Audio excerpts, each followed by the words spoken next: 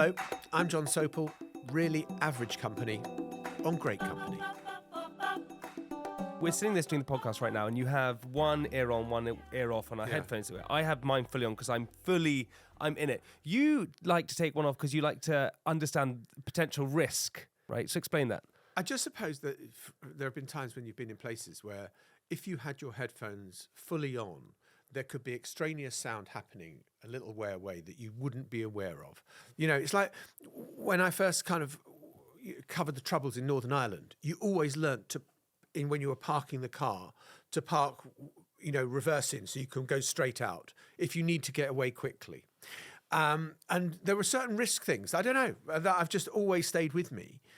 I think I'm sounding like a complete weirdo. No, you're not. You're sounding completely right. Have you been in a situation or been in situations when it's been pretty scary? Yes, yeah, and you've got to have your wits about you. You've got to be aware of everything taking place around 360 degrees. Also, if you're filming, you've got to be aware of your cameraman has got his eye in the camera lens or her eye in the camera lens, and they're focusing on that. They're not aware of what's going on around them because they're just focusing on, have they got the shot? Is it in focus? And so to have your wits about you in those sort of situations. I suppose, kind of being on a front line, moving with a front line in northern Afghanistan, which I was. Suddenly, if you would, so for example, there was a situation where we were there was a siege taking place of this town, and the Northern Alliance and the Americans and the Brits were trying to dislodge the Taliban. And there hadn't been any firing. The only firing had been from the US and from the Northern Alliance. There was very low cloud cover one day, and suddenly Taliban stand up and start firing. And you're suddenly aware of bits of sand spitting up beside you. You think, oh my God, that's gunfire. Right, let's get them out of here as fast as we can. And it's just having your wits about you. Right, come on, let's go, we're going. Because you haven't got time to kind of, you've just got to be pretty, if hot metal is flying in your direction, you really do want to get the hell out of the way. What happens in those situations? Because if you see the sand spitting you up, crap yourself. You do, right? That is it's a strange situation, something like that. I imagine for someone who isn't typically trained in combat, which I'm assuming you're probably not. No. So you're a civilian, you're standing there, you're reporting, you're on the front line, and then you see you're being fired at, and suddenly you're realizing, hang on a second, these are bullets flying over our heads. That is a pretty scary, it must be surreal. I mean, in fairness, we do training. I mean, before you go to somewhere like that, you do what's now in the industry known as a HEFAT course, which is, if I could remember what it stood for. I mean, it's kind of, it's a safety first aid course. It's what you do, if there's incoming fire, what does that sound like? If it's outgoing fire, what does that sound like? Where is a safe place to take cover? You watch a cop program, okay, and you see them opening the door and hiding behind a car door and then firing from behind the car door. We were never going to talk about any of this. I don't know how we've got here, but this is. Do you know why? It's because I'm a great interviewer. This is why. This is what conversation is. This is why it is. This is why when people say to me, oh, can I have a list of the questions? You say no, because no conversation has ever worked on the basis of a list of questions. Thank you. Exactly. Thank you. It's potty. Anyone who says anything like that is a lunatic. By the way, HEFAT, is that yeah? HEFAT. Hostile Environment and Emergency First Aid Training. There we are. There Brilliant. You knew that was just at the top of my head. You're so clever. So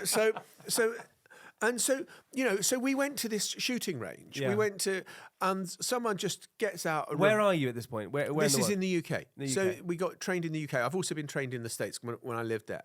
And someone gets out a low caliber revolver and just fires it into a car door. The bullet goes whistling straight through it. Don't ever hide behind a car door if you think the only part of a car that would be safe to hide behind is the engine block, because that is solid metal. Wow. You find low ground, you hide behind a tree. Brick wall, forget it. A bullet goes straight through and a high velocity round will go. So you learn all this stuff. Wow. Before you go out there. I mean, it's always kind of one of the things that struck me as one of the madnesses about when I was in America, of saying what you need to do is there are so many bad people with guns. What you need is more good people with guns. And why don't we have more guns in schools? You arm the teachers so that you cannot believe what a bullet sounds like being fired. working out where it is coming from. And the idea that you're going to be able to keep this under control if you have teachers with guns where you're not even sure, it seems to be a recipe for even more mayhem to have something like that. What is I mean, if we could start here as well, because this is super interesting, right? I think just gun crime in America, from someone living over here who, and I imagine lots of the audience has sort of limited knowledge and just sees things in the news and understands and reads stories, it's sort of catastrophic. The sort of thing that's happening over there are crazy. And from a naive position, you say, well, why don't you just put a ban on these guns and stop them happening and stop all these things happening in America? So that's a huge question. It's a huge question, I know, and that's why we have you here. Well, essentially, you go to the framing of the US Constitution and the founding fathers coming together. They've kicked the British out. George III is history, and they're trying to write a constitution at the turn of the sort of 18th century about what America will be. And one of the great suspicions was that America is this vast geographical landmass. You can't have too much power at the center. You can't have too much power in Washington, D.C. You need to make sure that the states have rights. And so the great fear for the framers of the Constitution was that Washington would get an army, and then it would rule the whole of America and no one would have any rights. And so the Second Amendment, which is the right to bear arms, came about that everyone should have a small, well-trained militia to fight off an overmighty Washington. So guns became part of life in America in a way that they never have been. So they basically, everyone had militias, so they would stop a sort of civil war from happening. They would stop an overmighty state trampling over the rights of Alabama or Mississippi or Louisiana or wherever it happens to be, Pennsylvania or Arkansas, you name it. That was the idea. Spin forward kind of until the 1980s, 1990s, and the law gets changed so that everyone has the right to bear arms. It changes from instead of it being a small, well-regulated militia, I think was what the original amendment said, it was that anyone could have the right to bear arms. I remember going to cover one of the crimes, one of the mass shootings that had taken place in Orlando at the Pulse nightclub. And the guy who carried out the killing had he'd grown up nearby, and I went to the town nearby, and we did the classic TV Vox Pop. And I said, "Are you a gun owner?" "Yeah, I'm a gun owner." "How many guns have you got?" To which he replied, "No one asks how many pairs of shoes my wife has got." And you think, hang on, let's just pick apart the logic of that. Why do you wear different shoes because sometimes you want to wear smart and sometimes you want to be casual and sometimes you want to go somewhere very formal and sometimes it's very informal. I understand why people have different pairs of shoes. Why do you need so many ways to kill somebody? But then you go back to that argument which you said, which I understand is where you need to stop this idea of Washington being able to take over the country or whatever it is. But then when it becomes such a problem and such an issue where parents are scared of sending their kids to schools because they're worried there's going to be a shooting and still nothing is done about it. I tell you the thing that, look, there are so many things that brought it home to me, but I spent 4 years as the BBC's Paris correspondent. We made great friends there with this American family, and their son has just had kids of his own. The little tiny tot is going now to kindergarten, and they got a note from the school, from the kindergarten saying, we want to take a sample of your son's DNA, aged 18 months, 2 years, just in case there's a mass shooting and we need to identify bodies. You cannot quite believe that just consider that that's what you have to do, that you have to have drills now in schools for, in case of a shooter, in case of active shooter. They regularly practice barricading themselves in a classroom as if that is normal. And as if it was a fire drill we used to do at school. Exactly. It is normalising the most abnormal. And I find that terrifying. And, the number of gun deaths in the UK each year is probably between 25 and 50. A few will be murders. A few will be a shotgun. 25 and 50,000? No, 25 to 50. 25 to 50? Yeah. And in the US, it'll be at least 35,000. So, okay, we're 5 times smaller. So on that statistic, it ought to be 125 deaths in America if they were the same as us. It is in the tens of thousands. The lowest it's been when I was there was about 35,000. So it is an insanity. It is a complete insanity. And they think that the only way what is it about the logic that they don't get? They keep saying that the only way to stop a bad person with a gun is to have a good person with a gun. Well, okay, fine. But then why has it not worked? Everyone has got guns in America. I mean, they are widespread, and we've just heard that Kamala Harris has said that she's a gun owner, and Tim Walz, her running mate, he's a gun owner. So everyone has got guns in America. But the fact of the matter is that it would take a constitutional amendment to take away people's guns. It is never going to happen, and there would be a civil war before it did happen. I genuinely believe that the one thing that would result in civil war in America is if the state tried to take away people's guns. But try and break that down for me, because what? Then people believe that they don't have their freedom and they don't have the ability to defend themselves? Yes. The size of America is vast. Yeah. You could live in some rural homestead that is 50 miles from the nearest town, and you feel, to protect my family, I do need to have a gun. I can't rely on the Metropolitan Police or Hampshire Police or whatever it happens to be turning up to protect me. I mean, the best job in the world, being the BBC's North America editor. The worst bit of that job, all the endless towns I went to where 40 people had died, 50 people had died. Las Vegas, there was the country music festival. All of these different places that I've been to. That was horrendous. Which I associate with mass shootings, which I associate with the ready availability of high-power, high-velocity rifles as much ammunition as you can pack away. And you just think it's a disease. What's interesting, though, Jon, is because you speak about America being this sort of strange, bizarre place. But then you have your new book, which is Strangeland, which is all about how you feel that UK has become slightly bizarre in its own way. Yeah. I came back from America in 2022. Having been away for how long? Nearly 8 years. And living in DC. Living in DC. And you come back and, the first time I'd voted, kind of in the deep, distant mists of time in 1979, and for the next 3 decades, there were 3 prime ministers. There was Margaret Thatcher, there was John Major, and there was Tony Blair. 3 prime ministers, 28 years. And I come back in 2022 and we have 3 prime ministers in 1 year.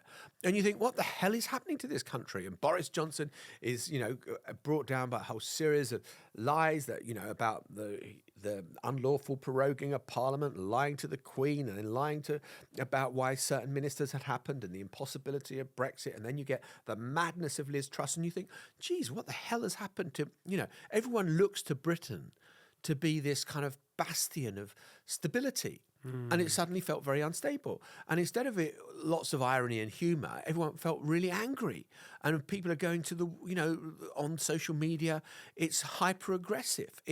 Unless you think exactly like I do, then you are to be condemned. And I kind of found there was this intolerance on the left, and I found there was this intolerance on the right, and I thought, oh my God, I don't recognise any of this. And so in some ways you could say the counter argument is, oh my God, look at the boring general election we've just had in the UK where, Rishi Sunak goes down in flames, Keir Starmer wins huge, and there's a peaceful transfer of power. What's the fuss about? And then you look and think, well, hang on, we've now got a hard right anti-immigrant grouping in the House of Commons, which we've never had before, in the shape of reform. Arguably, we've got a hard left grouping around Jeremy Corbyn and some of the people that are attracted there. You've got people who are kind of quick to the barricades on some of these social issues and intolerance of other people's views. And I sort of do worry that there's a danger that we become as polarised as America. And I just don't think that's a great thing, because I think that American democracy, we'll see what happens over the next few weeks.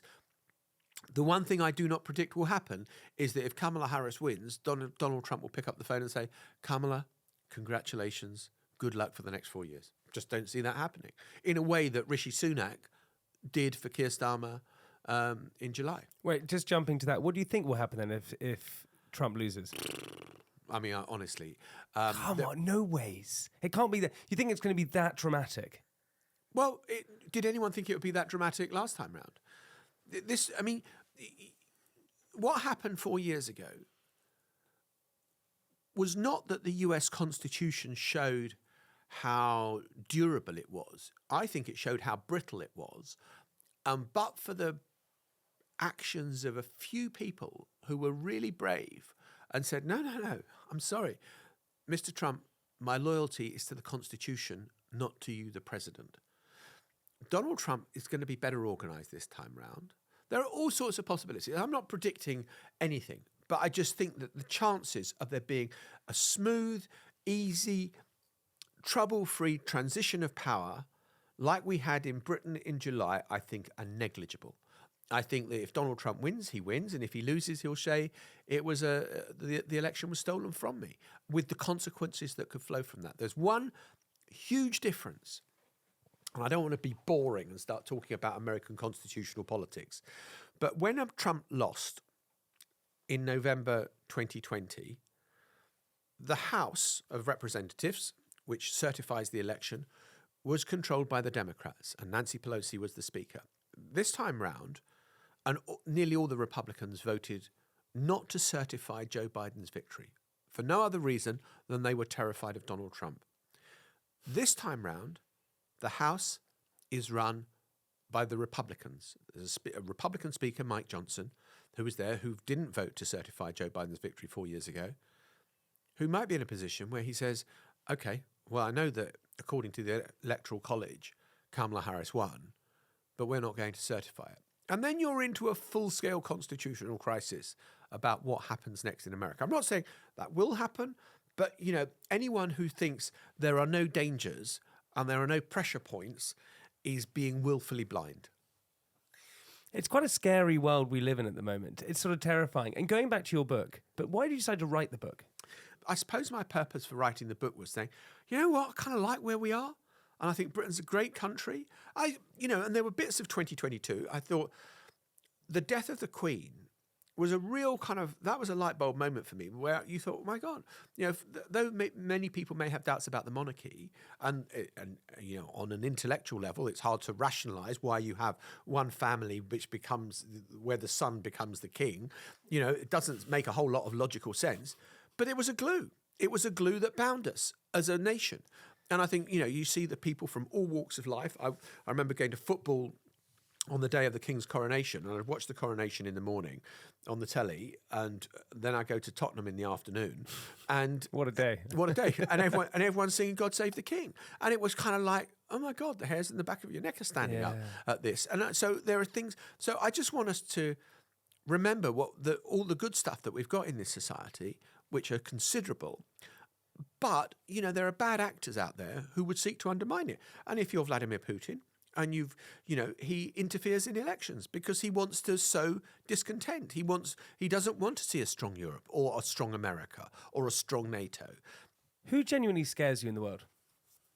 People who have no tolerance of other people's views. People who just think that they have got absolute moral certainty. Those people frighten me. And I think there is that sort of danger at the moment that, on certain issues, you get people, it's all the fault of illegal immigration, or it's all the fault of the fossil fuel companies, or it's all the fault of, whatever it happens to be. And I just think that it's on both edges of politics. And then those people unwittingly become the useful idiots for people who've got much more of a plan, like, in Russia, where Putin is clear that he wants to rebuild the sort of Russian Empire as was. Anyone who just assumes that what we've got, because we've grown up with it, is permanent, I think is kidding themselves. I think there are dangers out there and there are threats to democracy, and those sort of need to be taken a bit seriously. The hard thing, I think, is we have a lot of young listeners, right, who are probably listening to this and, losing hope because social media creates a sort of echo chamber of distress and lies, and everyone's an expert on everything, it feels like. What would you say to the younger generation? Well, I wouldn't dream to speak to the younger generation in a sort of patronising way. Let me tell you, young man, young woman, I just because that's pompous and it's just stupid. I think that one, I would say, is social media the real world? It is a world, but is it the real world? So don't start thinking that just because someone has got a lot of likes for something on Insta or TikTok or whatever it happens to be, that is the real world. I think that society as a whole is more diffuse. I would also say my experience of life has been that things invariably happen because someone has fucked up and has cocked up and it's just made a complete bloody mess of things rather than some dark, evil conspiracy. And you look at what happened when, Kate, as in Kate and Will, the Princess of Wales, gets sick with cancer. We went mad. We went mad with the conspiracy theories of that it was the marriage that was over. She was dead. She was dead. She's not alive. The palace is not admitting it. A million different things were going on about why we hadn't been told what we'd been told. And you just think, oh, it's a much sadder story than that. She just wanted to tell the kids. That conspiracy theory, is it really plausible?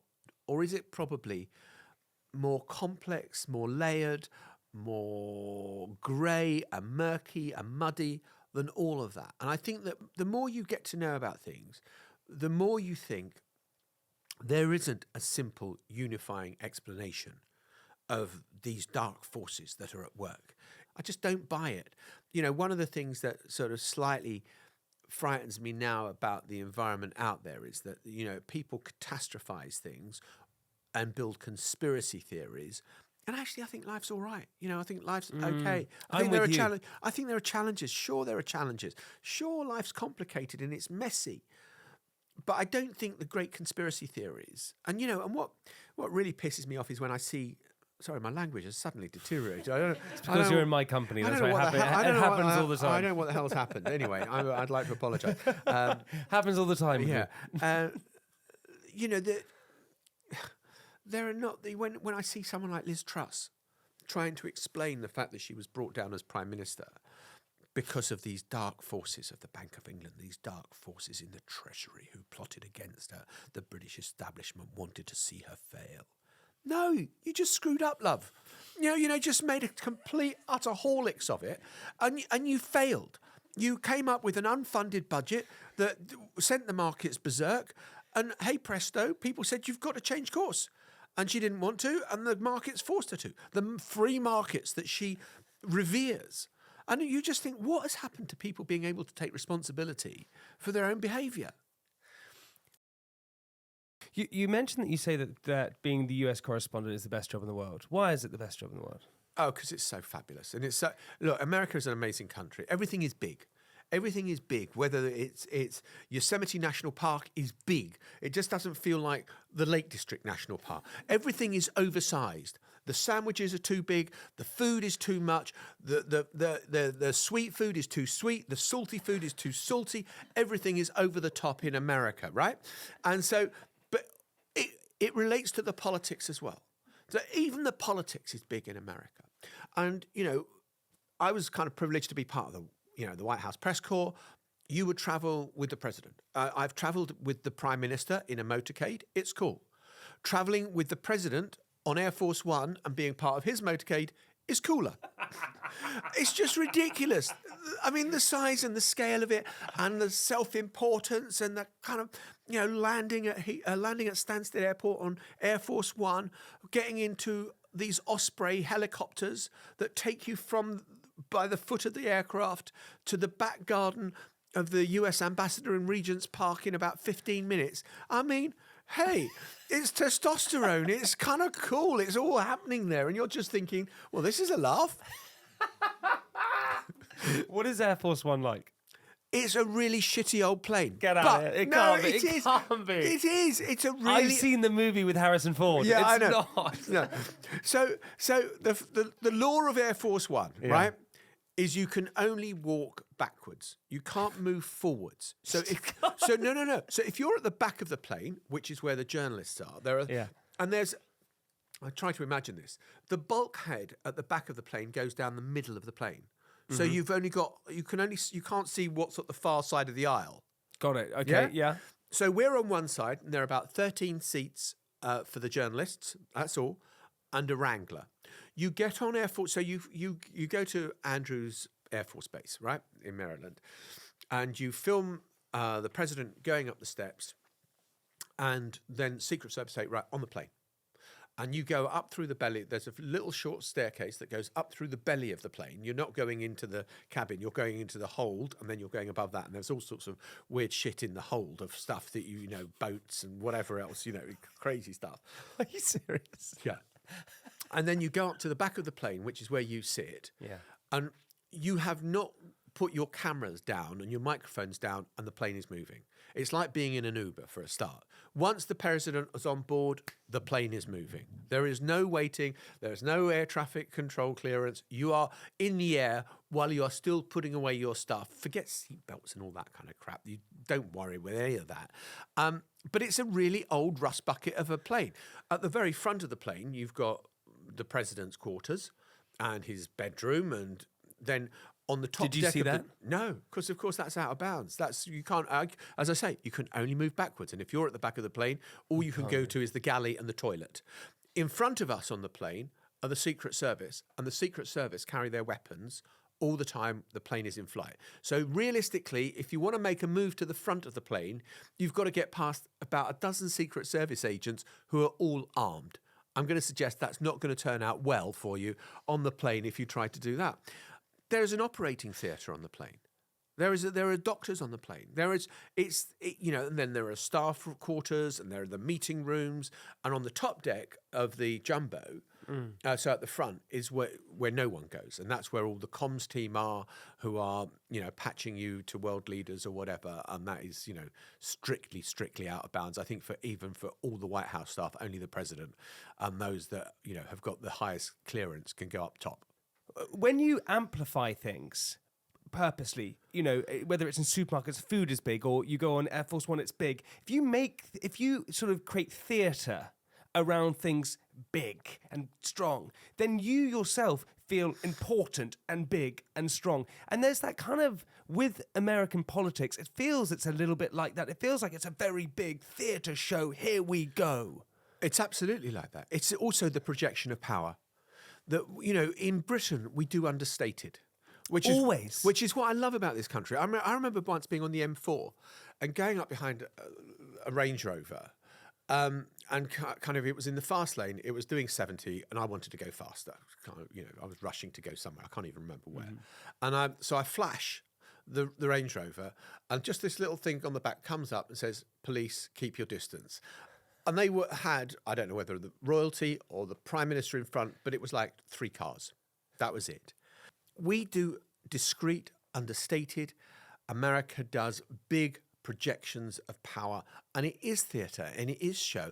And, look, America is, still the most powerful country probably in the world. It's got the biggest army in the world. It's got the most heavily armed forces in the world. But then there could be an assassination attempt on Trump. Yeah, there has been. Is there a real threat that people are so radical now that they will climb on roofs with guns and try and assassinate presidents or, anyone? Jamie, I want to just pick that apart slightly. Please do. I think that there is undoubtedly polarization in America. Mm-hmm. And it is my belief that had the assassination attempt succeeded on Donald Trump in Butler, Pennsylvania, back in July, it would have resulted in civil war. I think the consequences would have been horrific, because a lot of the Trump supporters are heavily armed, and they are, January the 6th, we saw that they were prepared to take the law into their own hands. I think that any Democrat politician or media person who'd ever been critical of Donald Trump would find himself in the crosshairs of people saying, "We want revenge." I think it would have been a really scary moment for America. Thank God he missed on every level, because one, we should resolve our political differences through argument and debate, and listening to each other's viewpoints and letting people vote and decide. That's how you do it in a democracy. But thank God he missed as well, because the consequences would have been so far-reaching and so destabilizing for America, which has already had the shock of January the 6th, 2021. But the other thing about it is, do I think that the 2 attempted assassination attempts were from people who were deeply politically motivated, who had, it wasn't a communist plot. It wasn't a kind of, like the JFK assassination. It was a random guy who kind of had disaffected individual. There are a lot of, there are a lot of nutters out there, to use the politically incorrect phrasing for it. There are a lot of people who are fruitcakes who've got guns. We've got fruitcakes in Britain as well. They don't have guns, and they're not in a position to do quite as much damage for the most part. So I think there is a difference between political extremism and polarization, which I think is there. I think it's real. The fact of the matter is that you get a lot of people who have got guns, who shouldn't have, who get it into their head that they've got messages that someone is telling them they've got to shoot. They're hearing voices, I've got to kill Donald Trump, or I've got to kill Kamala Harris, or whatever it happens to be. And so, but that I don't think is necessarily a function of the extremism. I went to Miami in January, and it was, and I hadn't been to America in a while, and I arrived there and I went through security, and I felt, this is just a personal opinion, compared to London, where I live all the time, there feels this sense, it feels aggressive. When walking through security, you feel like you're being watched. You feel like if you put a foot wrong, something's going to happen.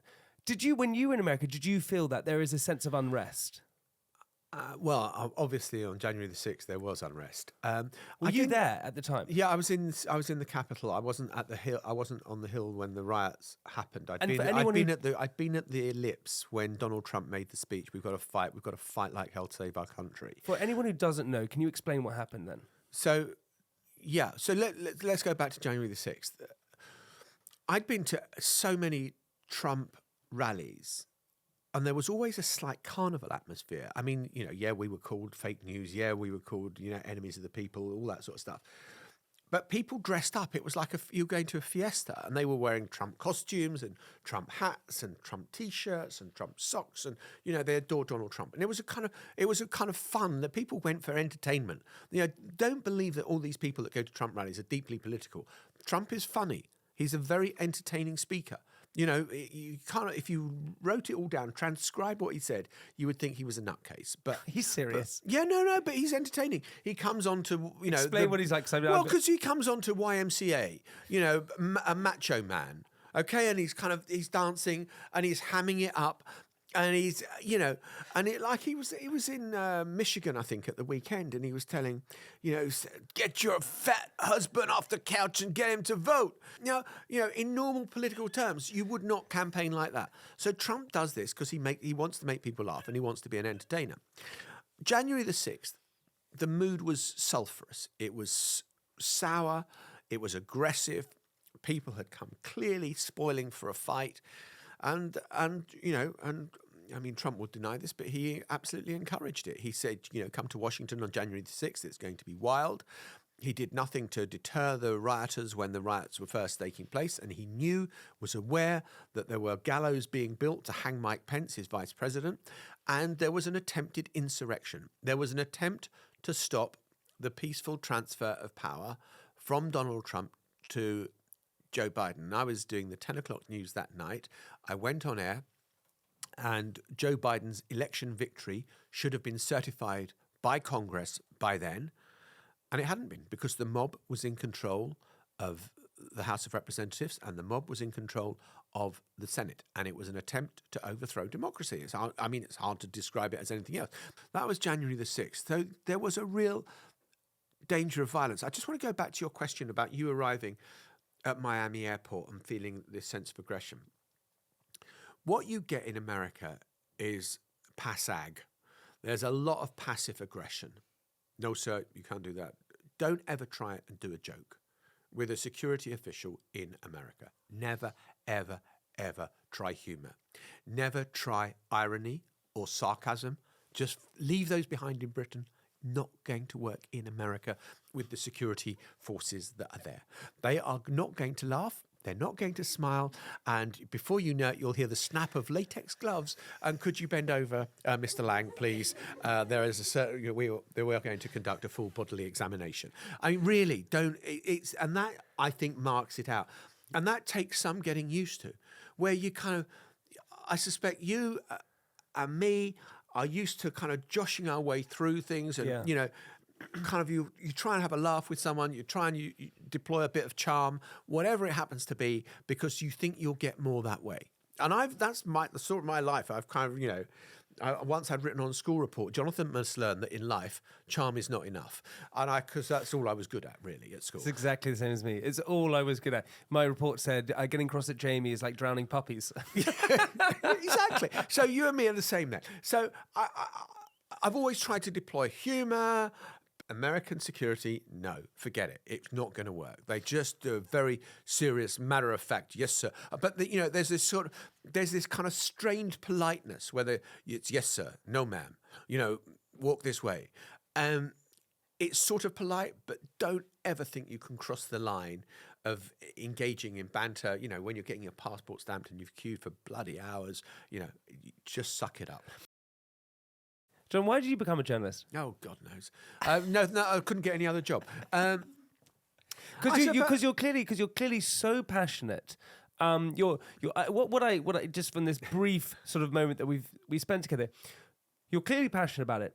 You're clearly passionate for the truth. Yeah. Which I think is what we're really lacking at the moment. Is people don't want to particularly find out the truth. They want to find out what fits their narrative, and I think you don't mind what narrative it really fits as long as it's the truth.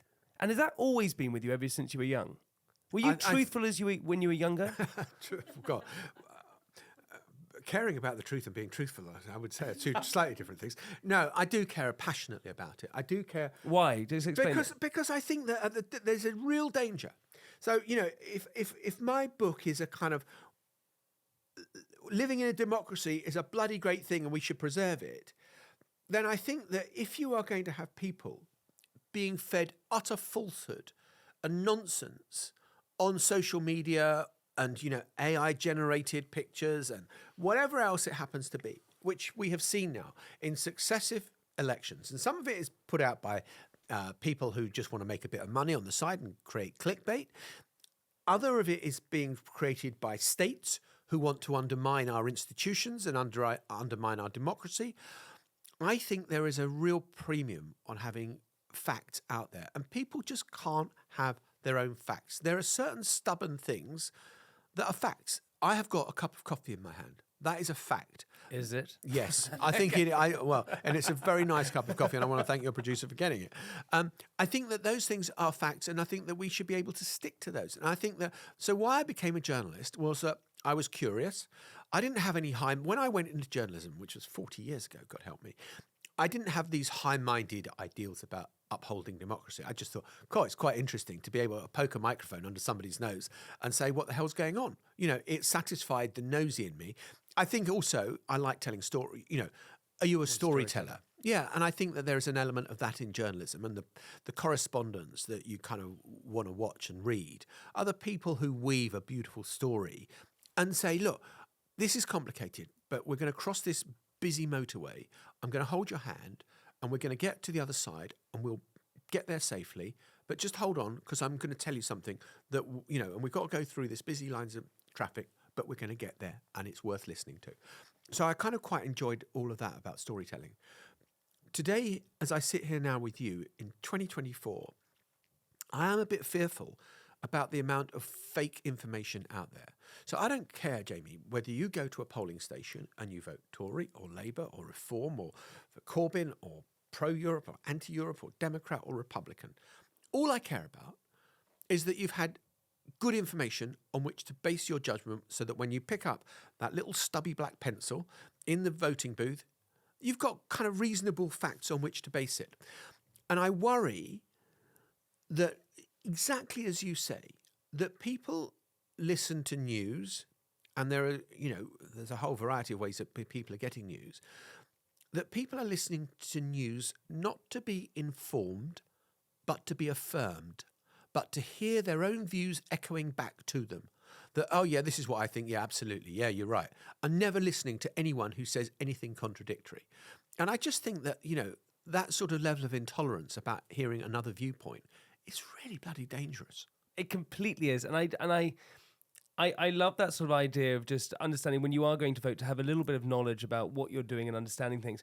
When it comes to voting, why are we so, as Brits, so private and so scared about saying who we're voting for? Where in America, if you're a Trump fan, you're screaming about it. But in the UK, we don't. We hide it. We're embarrassed. We're shy. We're reserved. Why is that? One of the things when I was sort of thinking about writing this book, I read an essay that Orwell had written in 1941 during the Blitz. The bombs are falling on London. He's sitting at a Remington typewriter, clack, clack, clack, clack, clack, all the rest of it. And he describes the British personality so accurately that I think it's sort of relevant today. And he says, we are basically private individuals. We're not showy, demonstrative people. We're not people who beat our chests. Our army do not go in for goose step marches and stuff like that. We're not this sort of outwardly projecting, showy. We like the privacy. We like, we kind of like our own front yard. I mean, I remember going to the Netherlands and seeing no one had net curtains in their houses and thinking, that's not British. We want to lock ourselves away totally. And I think there is a degree of privacy that we have. And I kind of like that. And I think that people who invade your privacy is one of those things that excuse me, don't stand so close to me, please. Please, can you keep your distance? Like when you're on the tube or you're at a cocktail party and you meet an Italian, and the Italian is wanting to be nose to nose with you, and the Brit is backing off another 4 feet because we don't want that invasion of our personal space. And it's like a dance goes on around the room as the Italian is trying to get closer to you and the Brit is trying to get further away. And I think that there is an element of that in who we are. I quite like that. I think that's respectful. I think, respect people's space. But that's sort of counterintuitive to what you do as a job, because I know. You're as you describe it, I want to put a microphone on someone's nose. Yeah, and but ask I the try and question. do it in a sort of nice way that people want to open up to you, and because I think people do like telling their stories. How do you open someone up in terms of in conversation? So if you are trying to deliver a message, but you're also trying to get something out of someone, what is a tactic that you would say to someone in conversation in order to get the answer out of someone? I think it depends on the person. I Sure. think you've got to, there is no generalised rule of social conduct that some people are shy and it takes a little bit of coaxing. You've got to build confidence. But you must be able to read people. I think you've got to have, people have got to have confidence that you are fundamentally a decent, upright person, I think, if they're going to open up to you. And you've got to be, I'm interested in people. And I think that people think that the great skill of broadcasting is, do you have a great sonorous broadcasting voice? The great skill of this, and You're reckon. about to say I have it. Yeah, thanks very much. I am actually. Well, you actually. No, I am. sorry. No, because I'm going to say what you've done. I suspect that look, your producer sent me a rough plan of what the interview was going to be, Yeah. and we've gone meandered all sorts of ways, because that's where conversation takes you. Totally. And it's about, if you imagine that there is this giant switch on top of your head, and one switch it's got two positions. One is transmit and one is listen. Too often, people are on transmit and are not listening to other people. And I think that the art of good interviewing and getting stuff out of people is to be able to listen to what they've had to say. I couldn't agree with you more. More people need to listen. How many years do you spend at the BBC again? Oh, don't. So, I mean, people do less for multiple murder. So was it I did 84 years? Yeah, exactly. I did. Oh God, 35 plus years. So 35 plus years, the BBC, which, I do Radio 1. I understand how the BBC works. It's very controlled. You have to sort of be quite balanced in your view in lots of ways. And I mean, I don't need to, I'm telling you how to suck eggs here, but you understand. You then go to do a podcast, The News Agents, which is hugely popular. It's fact, I was listening to it this morning. It's great. And if anyone who hasn't listened to it, please go and listen to it. Which kind of are no rules. You can kind of do what you want. You're paid more money. What was it like going from the BBC to doing your own podcast? there's an easy glib answer, which is, I've kind of compared it to mass murder, and there was an element in which the sort of, you're sitting in your prison cell and the warder comes and you hear the lock turning and they open the door and they say, Mr. Sopel, you're free to go now. And you think, well, I don't want to go outside. I don't want to go out there. It's scary out there. I'm much more comfortable in here. And there was an element in which I was institutionalized at the BBC, in the sense that I had never bought a mobile phone. I had never bought a laptop. I had never bought an iPad. If I had any problems, I used to ring IT support, because that's what there was there at the BBC. The BBC would give me my phone. They would give me my laptop. They would give me my iPad. They would give me the microphone I needed to broadcast with. And so when you go outside and suddenly think, oh my God, I've been wearing this heavy, wet woolen overcoat for quite some time now, and I can just take it off and my shoulders can move freely. I think that's kind of, there's an element of liberation. And there are things that probably we've got wrong on the podcast. No one's perfect. But the ability to talk in a more free way, more open way. And you asked me about young people, and I've got, what's my advice? I haven't got any advice. But I think the reason we're attracting young people because I think that we're having a conversation that is more inclusive, that seems a bit more human, goes back to when you were asking me about my passion for journalism. It's still there. It was the case when I left and I was doing the 10 o'clock news or the Today programme, that you were reaching an older demographic. You were reaching people in their 60s. Well, that's crap. We need to reach all demographics. News needs to get, facts need to get to all people. Good reporting, interesting takes on what's happening in the world. I want it to reach the widest possible audience. And if we are getting young people listening disproportionately to us compared to what was the case at the BBC, happy days. What does it teach you about taking risks? Because I feel like you've sort of taken risks in your life. You've been to the front line, you leave the BBC, you start this podcast. That's a good question. We started off talking about me on a front line. I want to add for context, I bloody hated it. I was absolutely terrified. The moment we got out of Afghanistan, I thought, and likewise when I've been in Iraq or other places in the Middle East. You still did it? Yeah, I still did it. I mean, I suppose part of me wanted to see how much of a coward I was or wasn't, and whether I could do this. And it was a kind of like, could I do this? But I didn't want to become a war correspondent at the end of it. Every time I left somewhere like that, I just thought, thank God for that.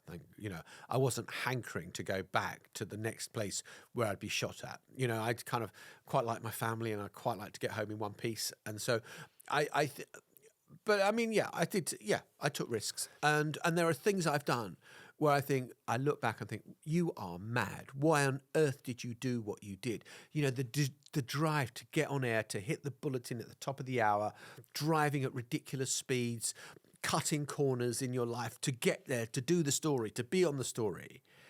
That is a disease that's in me. I fully acknowledge, and you can probably tell from the way I'm speaking about it that it's probably still there. That if I got a note now saying that a big story had broken, I would be there in a shot.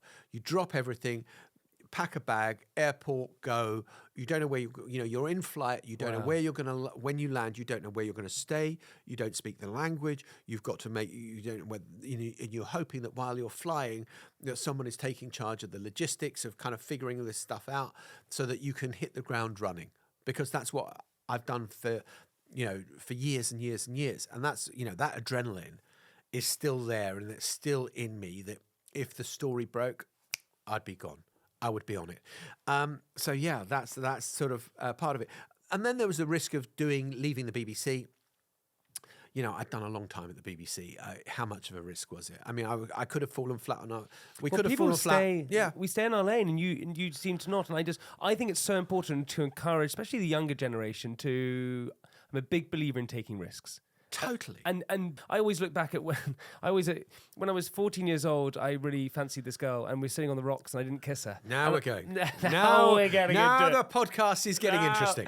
And I remember I didn't kiss her, and then 2 years later, she had a boyfriend, and I said, we got drunk. I said, I was going to kiss you that time. She said, why didn't I want to kiss you? And it never left my head. I realized that you you got to take risks, even if it makes you feel uncomfortable, even if it makes you feel nervous. And I think the younger generation need to, in voting or in politics or have a view, take risks. I think it's really important. I also think that the other side of that is, I completely agree with you, is resilience. That sometimes you're going to take a risk and you're going to fail. And that's not the end of the world. Doesn't mean you forever got a black mark against your forehead. That failure is part of what we have to do, and we have to learn to live with the fact that at times we're going to get rejected, we are going to be rebuffed, we are going to find that we've made an idiot of ourselves, and no one likes to humiliate themselves. I still have nightmares about the moments where I've felt, oh my God, I screwed that up. How could I have got that so wrong? But you've got to do that, because I think that otherwise, you can play everything really safe. And this is not me advocating, doing stuff recklessly, because I think recklessness is equally, what's the point of, when I hear some of the risks that people take that are just preposterous, that you haven't even thought about what the dangers are. But equally, I think the idea that you just stay under your woolly, nice warm duvet and never cross the road for fear of getting run over means that you are never going to explore the world, and it's fabulous. And it's honestly, the weird bit about, you talked about being in Afghanistan, never felt more alive in a weird kind of way because of the threat of death. And, just your senses of the colours, the vibrancy of everything just feels more kind of alive and potent than just humdrum daily life. And look, I heard you had, Alain de Botton on the other week, and he was talking about a lot of life is ordinary. Yeah, it's true, and we do live with that, but you've got to challenge yourself. Speaking of Alain de Botton, we always ask these questions, which I'm going to ask you, we're not quite yet, we're nearly there. I asked him what his biggest turn-off was, and he probably gave my favourite answer, which he said, when people are certain, when they don't go, or maybe. How important is it for people to change their minds and not be so certain on things? The weird thing is, you asked me, as I've got older, I've become less certain about everything. I think, when I was 25, I thought I had the answers to everything. I was talking about this podcast last night to my daughter Anna, and she was saying, why the hell are you doing that? She said, what kind of, you're going to get asked strengths and weaknesses. You're going to get asked this. You're going to, yes. And I said, oh God, what are my strengths? She said, well, because I've always driven her mad because I've always challenged every argument. I've kind of come at it from a contrarian point of view, which is healthy though. Yeah, which is healthy, which is to debate, which is to make people think that they're not 100% right on everything. And debate is really important. And people go against debate for whatever reason because they think it's arguing, and it's not. It's a debate is good. Yeah, I mean, look, I kind of seen some of the stuff in universities where people have been, I hate the phrase deplatformed or whatever it is, where we don't want to hear your viewpoint on this. You think, well, you don't have to be convinced. Listen to the argument and counter the argument. That's how we kind of move forward in life, is you come up with an idea, but actually I think your idea is wrong. This is a better idea. Well, actually your idea is okay, but it would be improved further still if we could, that's how you make progress. And I just think that the ability to listen is really, really important. John, I've loved every minute of this. No, you say that to everyone. Well, I do, but not. But I really, but I really mean it on this one. John, I really do. Listen, when we're recording this Monday morning, and I don't know, it just. I'm going to be honest, I was a bit nervous about this one because you're so highly educated in the world of politics, and perhaps sometimes there's a bit of imposter syndrome from my side because you're an amazing broadcaster and all these things. So, whatever. No, but you are. But so I was a bit nervous coming in, and I thought it was just fantastic. We like to end with 8 questions, and you have to be honest. And you can make them short or long, it's totally up to you. Are you ready? No. Good. Can I go now? No, you can't. I think I need to go to the toilet. You can't. Please, sir. Not allowed. What's a saying or phrase that always makes you smile or cheers you up? It's the motto in life, which is, if you stand by the riverbank long enough, the body of your enemy will eventually float past. And it's a great piece of resilience advice, which is that every time you think, oh my God, it's over, and my career is ended and nothing, and then you kind of see that the person who's been blocking you has been fired and suddenly the world opens up. Never think it's all over. There you are. That is I was talking about that with my wife last night. It's the old Chinese proverb. It's fantastic. Yeah. When we think we're down and out, we never are. No, exactly. I love that. Never give up hope. Never. Keep going, one foot in front of the other. Best compliment anyone's ever given you? You look like Robert De Niro. And then there was once on a plane where I was flying from Washington to LA, and the woman mistook me for the cool, good-looking doctor in Grey's Anatomy, and she kind of says, "Are you?" And I said, "No, sadly, I'm not. I'm just a Brit who happens to be on this plane." And so I think that was pretty cool. Was he just voted sexiest man in the world? Patrick Dempsey. Well, is it conceivable that I could have been mistaken? You see, I've got production help here. So anyway, so that seemed the most bizarre thing ever to be, and I told my daughter that, she just laughed derisively. Dr. McDreamy. Dr. McDreamy, there we are. What scares you most about yourself? Bad judgment. Occasionally, I suppose I kind of want to give people the benefit of the doubt, and occasionally you give people the benefit of the doubt and you think, oh, I shouldn't have done that. When was the last time you cried and why? I mean, there's there's the easy answer, which is watching a movie on a plane, which I don't know why. I think there is something about being at 36,000 feet and this sort of existential angst that the plane could crash at any moment. But somehow rom-coms just kind of have me blubbing like a baby. I suppose, I mean, recently, kind of death and, having to deal with stuff like that and the sadness and saying goodbye made me cry. Yeah, that was quite recently in a hospital, seeing that still body. Yeah. I'm sorry, John. No. What's something you can't let go of? Youth. It's an interesting one because I don't think your brain ever suddenly starts thinking. I mean, yeah, physically, you can't move around a tennis court in the way that you used to. You can't run like you used to. My knees are shit, and it's kind of crap like that. But mentally, I still feel excited by the world, and so I can't let go of that. Great answer. What would you be embarrassed for people to know you like or want? Too much, and I'm not going to say. It's just funny, actually. Embarrassment is one of those things that does. There are some people who just, I don't give a damn. I don't give a flying whatever, and I kind of, I cringe at certain things, and that I suppose the sort of there must be a streak in me of wanting to be accepted. I'm eager to please. And so, I don't think that's a great thing, to be honest. I think that, so there are things that make me feel embarrassed when I, just sitting here now, thinking about it. I'm the same. I'm exactly the same. What turns you off?